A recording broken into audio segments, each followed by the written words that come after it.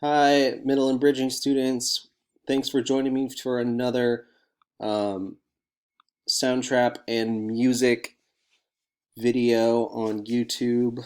Um, Today, I'm going to talk to you guys a little bit about using the studio and about creating melodies on the piano. So, my hunch is that you guys are getting pretty good at using the Beatmaker. Beatmaker is a pretty simple tool to make awesome beats. Um, Beatmaker is kind of a proxy or replacement for a drum in a band, right? For a full band, you need percussion, which is rhythm, drums, or your beatmaker, and you need instruments that play a melody or create harmony.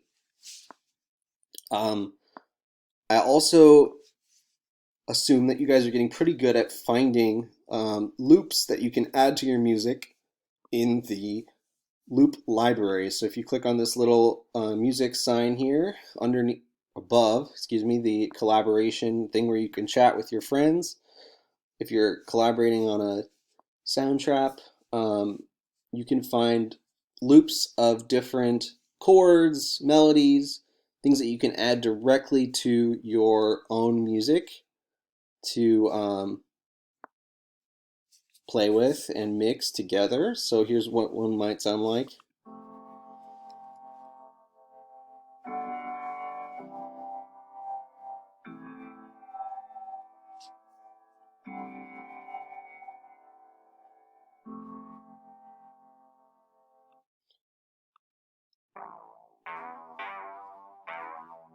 Here's one that's more of a melody as opposed to chords playing in.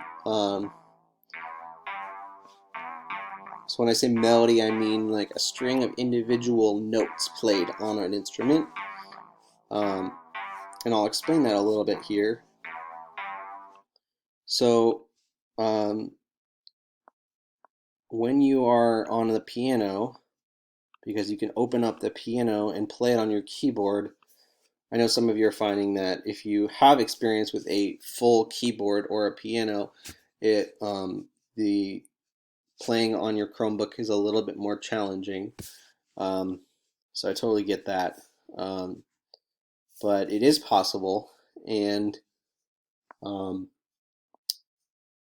you'll see here we have basically a couple what are called octaves of the piano. Now, you guys may or may not know this that um, in the study of music and in the use of instruments, there are only 13 individual notes. So if I look at just one octave or one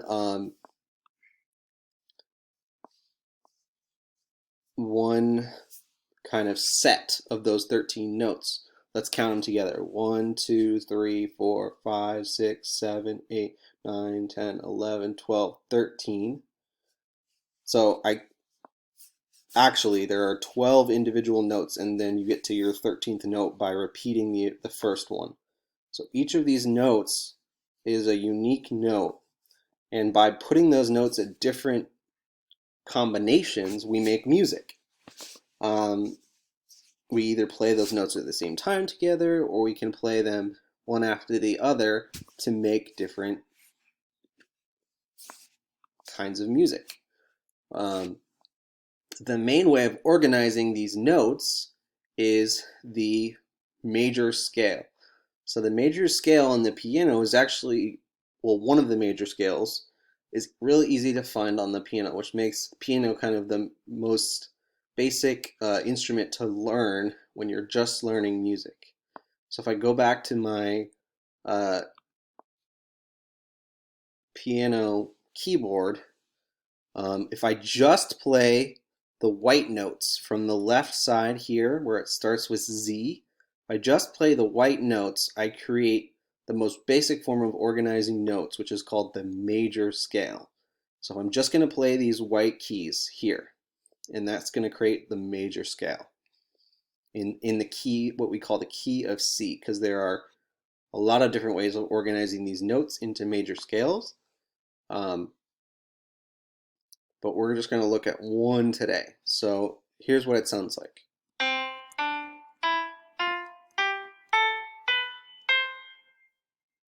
And if I go backwards, it goes.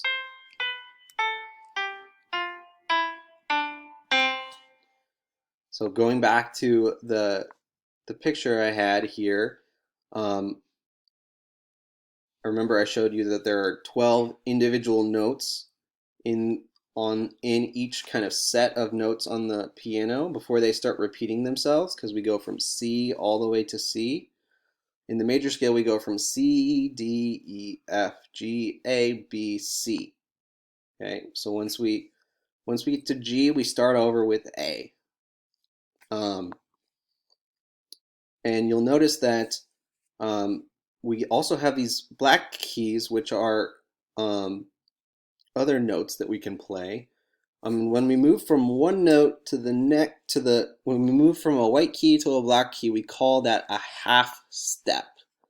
So in the scale, as we move from one note to the next, we're actually making 2 half steps to make a whole. That's what this W means here. We're going 1 half step, another half step, whole. 1 half step, another half step, whole. And then when you get between the 3rd note and the 4th note, you actually only do 1 half step. That's why there's no black key right here, because the way that the major scale is organized is whole step, half step, whole step, whole step, whole step, half step. And I can't explain to you why the major scale is organized that way, but you guys can probably agree that there is a nice way that the major scale sounds nice. It's just a way of organizing notes that sounds harmonious. So we go. Now, to make music, we don't just play the scale up and down. We put the notes from that scale, which ends up being 8 notes from start to finish. See how those guys are the same note? It starts, and then it goes all the way through, and then it starts over again. I can keep going down the piano and play the same notes, but in what's called a higher pitch. So the same notes starting here.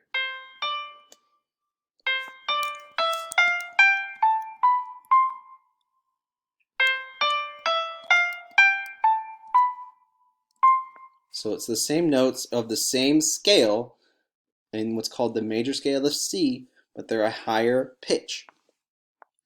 So to make music, which I'm encouraging you guys to start making your own what are called melodies on the piano, is by playing just those white notes. That's what I encourage you guys to do, is just to play those white notes. Because if you play those white notes, then you're staying what's called in the key of C. These notes are, because they belong to the major scale of C, are known to sound nice together.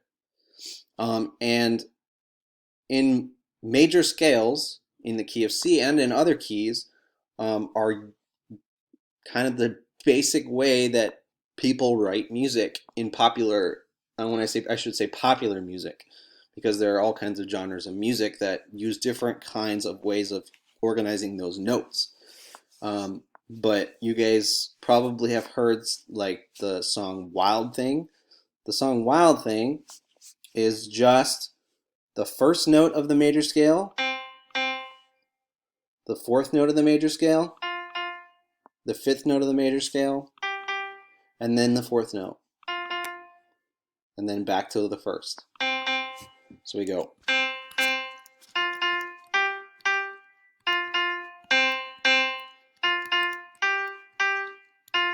Wild thing,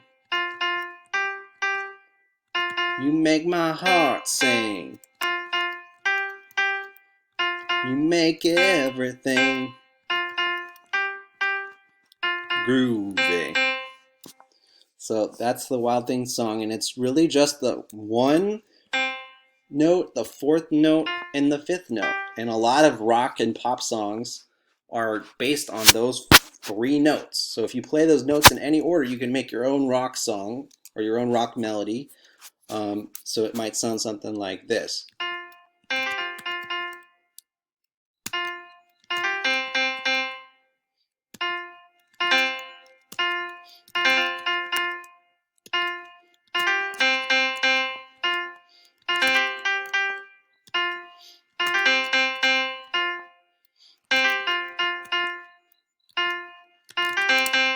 So you got to come up with your own combination of those notes, or you can add in all the other notes in the major scale and start experimenting with different combinations of notes.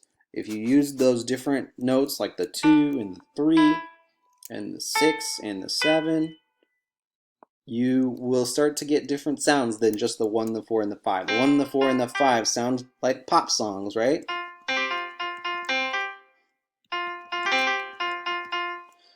If you add the 2, 3, and the 6, those are what are called the minor notes in the scale, and you're going to start getting some different kinds of sounds. So that's the end of my music and Soundtrap demo. I encourage you guys to start trying to use the piano or the synthesizers, the keyboards, to make your own melodies in addition to your beats. So if you want to use a synthesizer will make very different sounds than just a regular piano. If I choose, let me see, dubstep growler, let's see what that sounds like.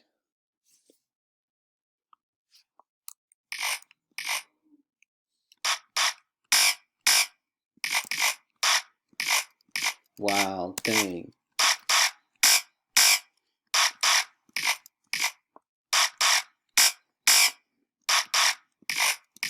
So even though that's a dubstep growler, that's going to sound different than your regular piano, but it still is using the basic notes of the C major scale. All right, thanks for tuning in, guys.